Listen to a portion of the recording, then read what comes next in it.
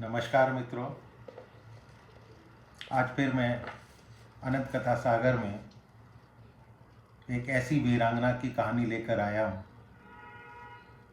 जिसके बारे में आज के लोगों को जानना ज़रूरी है।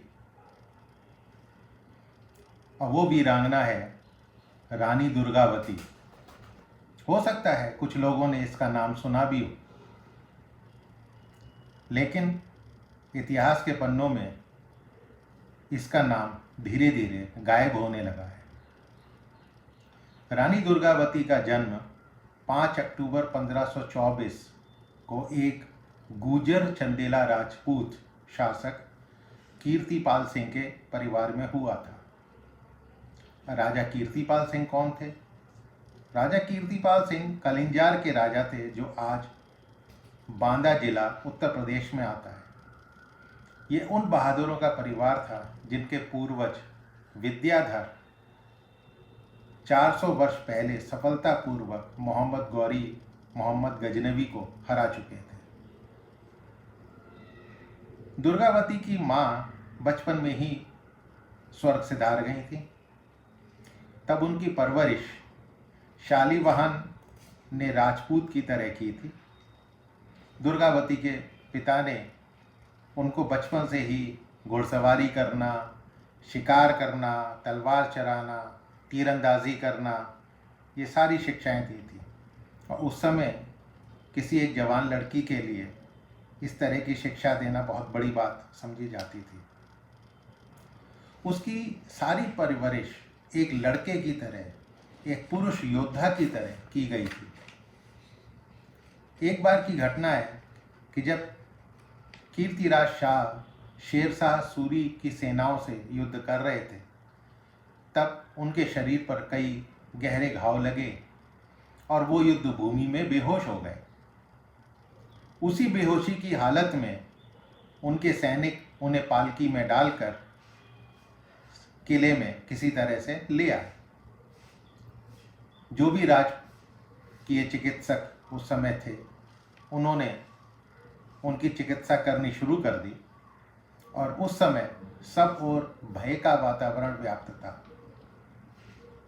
क्योंकि शेरशाह सूरी के सैनिक किले, उसके मजबूत दरवाजे उनको खोलने का प्रयास कर रहे थे। एक तरफ सूरी के सैनिकों की लाशों के अंबार लगे हुए थे, दूसरी तरफ भालों से बिंधे हुए विशालकाय हाथियों की फौज किले के दरवाजे को धक्का देने में चिंगाड़े मार रही थी। और ये सब जैसे दुर्ग के रक्षक बन गए थे। तभी सूरी ने निराश होकर इधर उधर चक्कर लगाया किले के, और उसको पता लगा कि किले की पीछे की दीवार थोड़ा कम ऊंची है। उसने अपनी रणनीति में परिवर्तन कर डाला। उस किले की दीवार के पास पहुंचकर उसने एक ढालदार मंच बनाया और उस पर बारूद बिछानी शुरू कर दी। एक मोटी तह बारूद की भिगोकर उसके सैनिक लगाने लगे। किले से कोई विरोध आ ही नहीं रहा था, क्योंकि कीर्ति शाह घायल पड़े हुए थे। तो ये देखकर सैनिकों का साहस बढ़ता जा रहा था। शेरशाह सूरी के सैनिक धीरे धीरे और उद्विग्न होते जा रहे थे। और उधर किले में क्या हो रहा था कि औरतों ने अपने सम्मान की रक्षा करने के लिए, जौहर करने के लिए चिता बनानी शुरू कर दी। शहर के हर चौराहे पर पुरुष केसरिया रंग घोल के उसमें परिधान रंग के धारण करने लगे कि अब अंतिम युद्ध के लिए तैयारी करनी है। किसी भी समय बारूद के भीषण विस्फोट से किले की दीवार उड़ सकती थी और वहीं से रास्ता बनाकर शेरशाह सूरी के सैनिक उस किले में दाखिल हो सकते थे, प्रवेश कर सकते थे। तभी अचानक लोगों ने देखा कि कुमारी दुर्गावती अपना पूरा श्रृंगार करे हुए अपनी 5-7 सहेलियों के साथ घोड़े पर सवार होकर तेज गति से आगे बढ़ती आ रही है। आदेश देती हुई बोली, कि कोई भी अभी चिता की लकड़ियों में आग नहीं लगाएगा, कोई पलीता नहीं लगाएगा और कोई भी किले का द्वार खोल के अभी बाहर निकलने का विचार ना करे। मैं दुर्ग के शिखर पे जा रही हूँ, अभी सब लोग वापस घरों में लौट जाएं। मैं शिखर पर जाकर स्थिति का आकलन करूंगी और जब शंखनाद कर कहूँ तब आप शीघ्रतापूर्वक पलीता लगा दें। अभी महाराज जीवित हैं, घायल अवश्य हैं, लेकिन वो जिंदा है।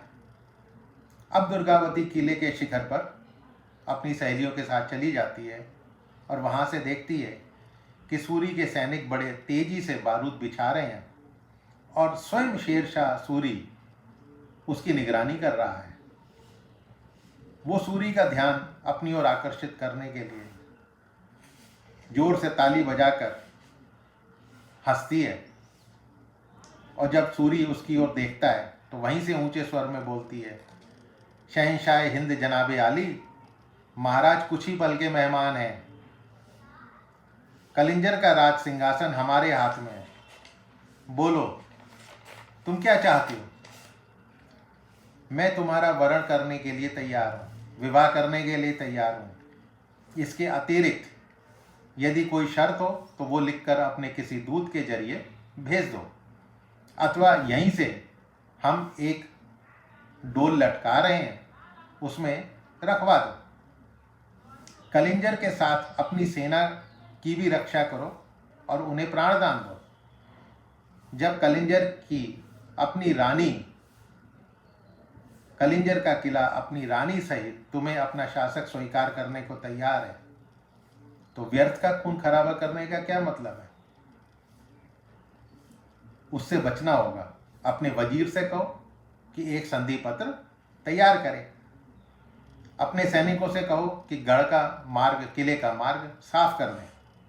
संधि पत्र तैयार होने लगा, लेकिन दुर्गावती से उनका गोपनीय रूप से बारूद बिछाना छिपा नहीं रह सका। उधर दुर्गावती के सैनिक भी खौलते हुए तेल और पानी के कढ़ाई तैयार कर रहे थे। उनको किले की दीवारों के शिखर पर पहुंचाया जा रहा था। बड़ी बड़ी शिलाएं इकट्ठी करी जा रही थीं और उधर कलिंजर के सैनिक भी बड़ी तेज गति से बारूद बिछाने में लगे हुए थे।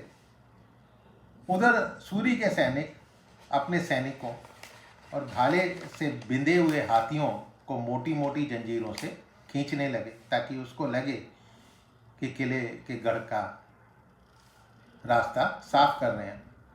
उधर कलिंजर के सैनिकों ने क्या करा कि मुख्य द्वार के ऊपर कनाते लगाकर जो पानी तेल खौला कर रखा हुआ था और प्रत्येक बुर्ज पे तीरंदाज बैठे हुए थे जिनके पास अग्निबाण थे और उनमें पलीते लगे हुए थे। जैसे ही मुख्य द्वार का मार्ग सूरी के सैनिकों ने साफ किया, उन्होंने ऊपर से आग बरसाने वाले तीर छोड़ने शुरू कर दिए। शिलाएं उन्होंने फेंकनी शुरू कर दी और खौलता हुआ तेल और पानी डालना शुरू कर दिया। अब शेरशाह सूरी को लगा ये क्या हो गया। शेरशाह सूरी चिल्लाने लगा कि दगा दगा, और ये कहकर बारूदी मंच से उतरने लगा। तभी उसने शंखनाद करके इशारा किया और कलिंजर के सैनिकों ने एक अग्निबाण करके उसके पीछे जो बारूद बिछा हुआ था उसमें छोड़ दिया और उसमें भयंकर विस्फोट होने लगा। बहुत ऊंची ऊंची आग की लपटें उठने लगी और जिसमें शेरशाह सूरी कोयला बन के धधकने लगा। अब वहाँ पर शेरशाह सूरी उस आग के ढेर पे भागा भागा फिर रहा था अंगरक्षकों के समेत। अंगरक्षक उसके सारे वहीं मर गए। तब चंदेल सैनिक गढ़ का द्वार खोल के शेरशाह सूरी के सैनिकों पर बुरी तरह से टूट पड़े और 22 मई 1545 को शेरशाह सूरी को मार दिया गया।